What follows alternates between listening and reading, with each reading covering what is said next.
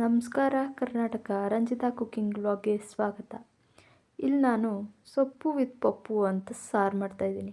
ಏನು ಇವರು ಸೊಪ್ಪು ವಿತ್ ಪಪ್ಪು ಅಂತವ್ರೆ?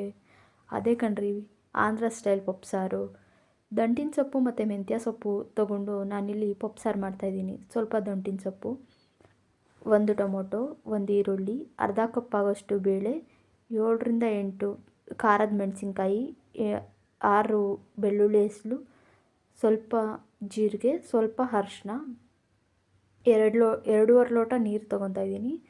ಸ್ವಲ್ಪ ಒಂದು ಅರ್ಧ ಸ್ಪೂನಷ್ಟು ಎಣ್ಣೆ ಹಾಕ್ಕೊಂಡು ಕುಕ್ಕರ್ನ ಕ್ಲೋಸ್ ಮಾಡ್ತಾಯಿದ್ದೀನಿ. ನಾನಿಲ್ಲಿ 2ರಿಂದ 3 ವಿಜಿಲ್ ಕೂಗಿಸ್ಕೋಬೇಕು. ಇವಾಗ ವಿಜಿಲ್ ಹಿಡಿದಿದೆ, ನೋಡೋಣ ಯಾವ ರೀತಿ ಆಗಿದೆ ಅಂತ ಹೇಳ್ಬಿಟ್ಟು.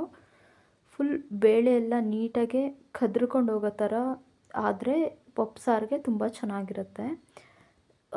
ನಾನಿಲ್ಲಿ ಟೊಮೊಟೊ, ಮೆಣಸಿನ್ಕಾಯಿನ ಮತ್ತು 2 ಸ್ಪೂನ್ ಧನಿಯಾ ಪುಡಿನ ಸ್ಮ್ಯಾಶ್ ಮಾಡ್ಕೊಂಡಿದ್ದೀನಿ. ಸ್ಮ್ಯಾಶ್ ಮಾಡಿಕೊಂಡ್ರೆ ತುಂಬ ಚೆನ್ನಾಗಿರುತ್ತೆ, ಇಲ್ಲ ಅಂದರೆ ಅಷ್ಟು ಚೆನ್ನಾಗಿರಲ್ಲ.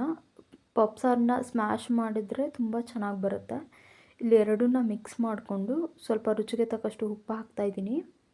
ನೀವು ಉಪ್ಪನ್ನ ನಿಮ್ಗೆ ಯಾವ ಕನ್ಸಿಸ್ಟೆನ್ಸಿಯಲ್ಲಿ ಬೇಕೋ ಆ ಥರ ನೀವು ನೋಡ್ಕೊಂಡು ಹಾಕಿ ಒಂದು 20 ನಿಮಿಷ ಓಪನ್ನಲ್ಲಿ ನಾವು ಕುದಿಸ್ಬೇಕಾಗುತ್ತೆ.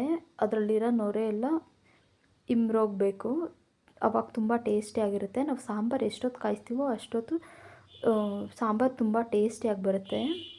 ಸಾಂಬಾರು ಕುದೀತಾ ಇದೆ ಪಕ್ಕದಲ್ಲಿ. ಇಲ್ಲಿ ಪಕ್ಕದಲ್ಲಿ ನಾನು ಒಗ್ಗರಣೆಗೆ ಇಟ್ಕೊತಾ ಇದ್ದೀನಿ. 2 ಸ್ಪೂನು ಆಯಿಲ್ ತೊಗೊಂಡಿದ್ದೀನಿ, ಅರ್ಧ ಸ್ಪೂನ್ ಸಾಸಿವೆ ತೊಗೊತಾ ಇದ್ದೀನಿ, 3ರಿಂದ 4 ಬೆಳ್ಳುಳ್ಳಿ ಹೆಸಳು ಜಜ್ಜಿರೋದು.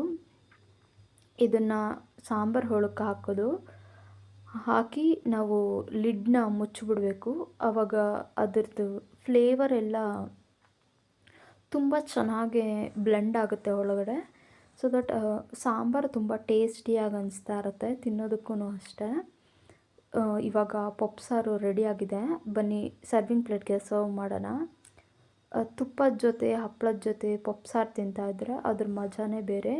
ನೀವು ಒಂದ್ಸತಿ ಟ್ರೈ ಮಾಡಿ. ತಪ್ಪದೆ ರಂಜಿತಾ ಕುಕ್ಕಿಂಗ್ ಬ್ಲಾಗ್ನ ಲೈಕ್ ಮಾಡಿ, ಶೇರ್ ಮಾಡಿ, ಸಬ್ಸ್ಕ್ರೈಬ್ ಮಾಡಿ. And thanks for watching. ಹೀಗೆ ಸಪೋರ್ಟ್ ಮಾಡ್ತಾಯಿರಿ.